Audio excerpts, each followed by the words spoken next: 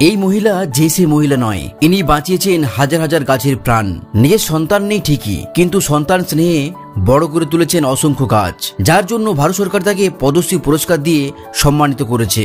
ইনি হলেন যমুনা টুডু, যাকে ওই এলাকার মানুষ চেনে লেডি টারজান নামে। যমুনা ম্যাডামের জন্ম উড়িষ্যা রাজ্যের ময়ূরভঞ্জ জেলাতে। ছোটবেলা থেকেই বাবার সাথে গাছ লাগাতেন।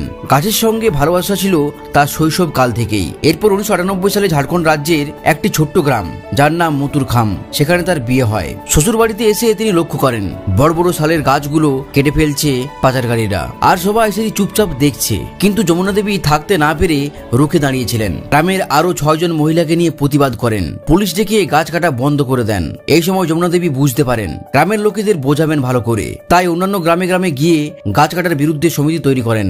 এইভাবে তিনি 10,000 বনরক্ষক কর্মী তৈরি করেছেন। কিন্তু এই লড়াই এতটা সহজ ছিল না, কারণ গাছ কাটা বন্ধ করে দিলে পাচারকারীরা তার উপর হামলা করে, গলগল করে মাথা থেকে রক্ত বের করে দেয়, তার বাড়িতে গিয়ে ডাকাতিও করে এবং হুমকি দিয়ে যায় তাদের এইসব কাজ যেন বন্ধ করে দেয়। তা সত্ত্বেও যমুনা দেবী পিছনে হটেননি। ছুরি পিস্তল থেকে তিনি ভয় খাননি। যমুনা দেবী দেখেন তার এলাকায় কোনো রোজগার নেই, তাই এখানকার যুবক যুবতীদের হাতে অর্থ নেই বলেই তারা এইসব কাজ, অসাধু কাজগুলো করে থাকে। যমুনা দেবী তখন এসপি সাহেবকে দিয়ে পুলিশ ট্রেনিং করিয়েছিলেন। সেখানে ছেলে মেয়েদের ট্রেনিং শিখিয়ে অনেক সরকারি এবং বেসরকারি চাকরিতে যোগ দেওয়ার সুযোগ করে দিয়েছেন। যমুনা দেবীর এই কাজে ভরপুর সাথ দিয়েছে তার স্বামী। যমুনা দেবীরা মনে করেন গাছপালা পর্বত এগুলোই তাদের দেবতা, এগুলো না থাকলে আমরা বাঁচতেই পারবো না।